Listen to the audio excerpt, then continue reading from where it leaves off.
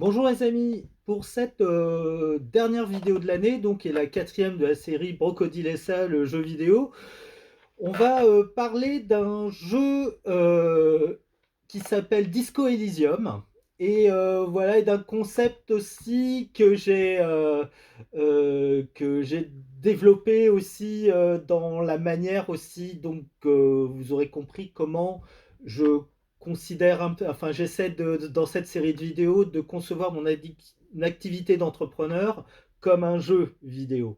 Et là, on va se projeter dans Disco Elysium, qui est un jeu de rôle, à la fois un jeu de rôle et un point and click qui est sorti en 2019. Un jeu excellent, tout à fait original, tout à fait inclassable par certains côtés, dans lequel on incarne un flic amnésique qui mène une enquête dans un monde, on va dire, futuriste, mais avec des côtés steampunk.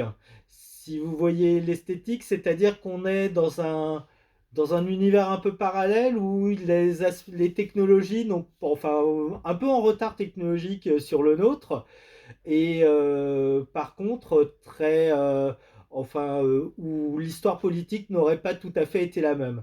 Vraiment très intéressant avec un discours très politique. Je pense qu'on reviendra, on fera d'autres vidéos sur Disco Elysium.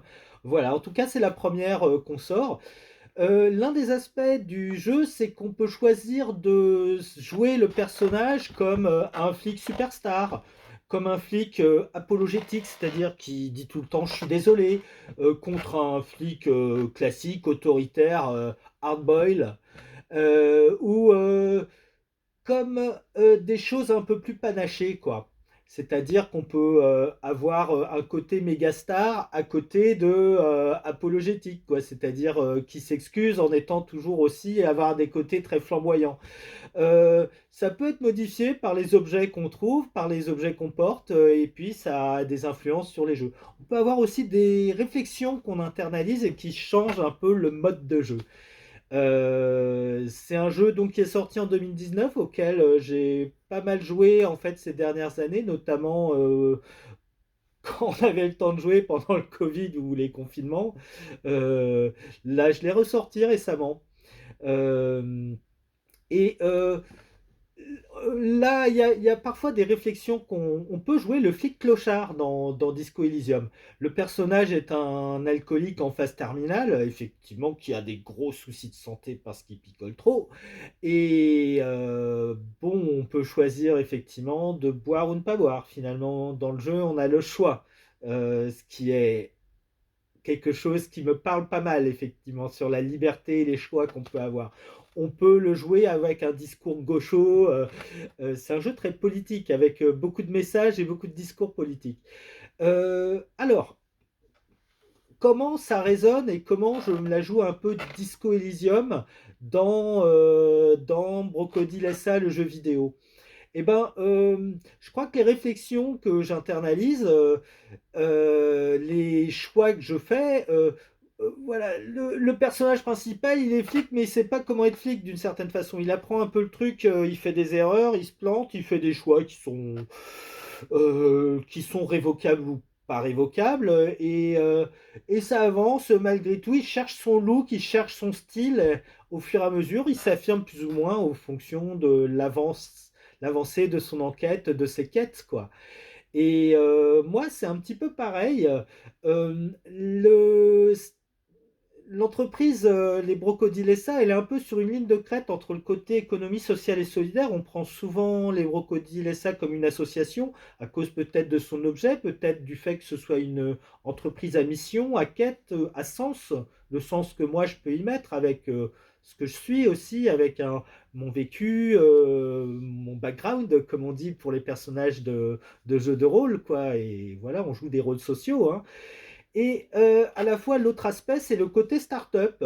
Voilà, de start-up, effectivement, j'ai une société que je considère comme innovante et peut-être dans une innovation de rupture, de créer de l'emploi en pied d'immeuble euh, dans la haute technologie et le recyclage des déchets. Je parle parfois, alors, le traitement des déchets dans la tech, on dit la clean tech. Vous savez, il y a deep tech, French tech. On ne me reconnaît pas comme deep tech.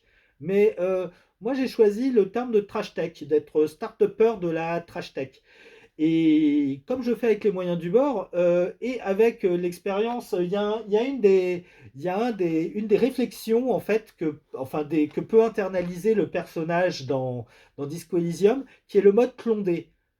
Condé et clochard, de flic clochard, et qui ramasse les bouteilles, qui fait la manche, etc. Et moi, il y a peut-être un côté où je peux choisir aussi d'être entre l'aspect très un peu clochard, parce que si vous m'avez vu dans mon treuil, effectivement, bah, je pousse mon caddie je ramasse les déchets en poussant mon caddie, en collectant jusqu'aux canettes d'aluminium que je vais recycler à 80 centimes le kilo, et il en faut un paquet, quoi. Ce qu'on peut faire dans Disco Elysium, on peut ramasser les consignes de poubelle, de bouteilles, pour se faire pour payer sa note d'hôtel ou ses clopes ou son pinard, quoi. Ça, c'est quelque chose qu'on peut faire dans Disco Elysium. Et que je fais parfois un petit peu dans le ramassage effectivement de métaux. Voilà, c'est un peu le mode clochard effectivement que j'adopte parfois. Je choisis de ne pas faire la manche. Après, je suis ouvert il va falloir quand même, moi je parie quand même de réunir un lingot d'or d'1 kilo chaque année. Donc je suis ouvert à oui, à vos investissements, à vos achats. Voilà, l'année prochaine, effectivement, je vise clairement 80 000 euros de chiffre d'affaires. 82 000, enfin le poids d'un lingot d'or. Bref, pour en revenir au personnage un peu que je choisis d'incarner, quoi, entre le clochard, je fais aussi le côté start-upper, c'est-à-dire, ouais, clochard stopper, un peu, c'est ça, clochard-topper, on va dire comme start-upper, mais clochard-topper, à moitié clochard, à moitié start-upper. Ça s'incarne un peu aussi dans les choix de costumes que j'utilise. Parfois, ben voilà, je suis fringué, je travaille dans le déchet, c'est salissant à plusieurs sens du terme. Et donc, voilà, je prends des tenues qui craignent rien, souvent le sweat à capuche, etc.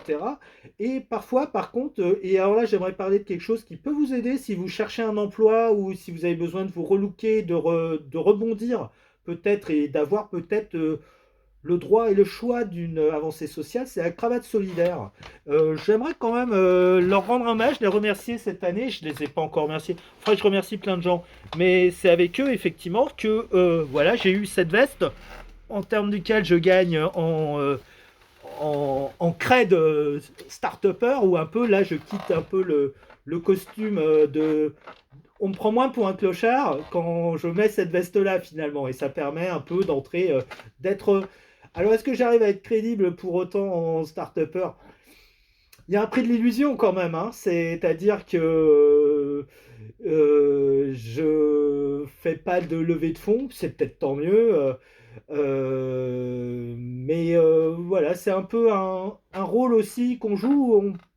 En mettant cette veste-là, effectivement, je peux plus faire tout à fait les mêmes activités que je fais quand j'enlève, c'est-à-dire les ateliers jeunesse, c'est pas très pratique, on perd un peu en mise en scène en la mettant, même si voilà, il y a un peu voilà des petits gadgets. Qu'est-ce qu'on va dire voilà. On va voir un peu quels accessoires sont pris l'année prochaine, comment on gagne des points d'instruments physiques, de volonté, de suggestion, d'affinité mécanique en fonction de certains choix effectivement que je peux faire. Effectivement. En tout cas, le mode clochard-topper est quelque chose qui est un peu admis. Start-upper de la trash tech. À vous les studios.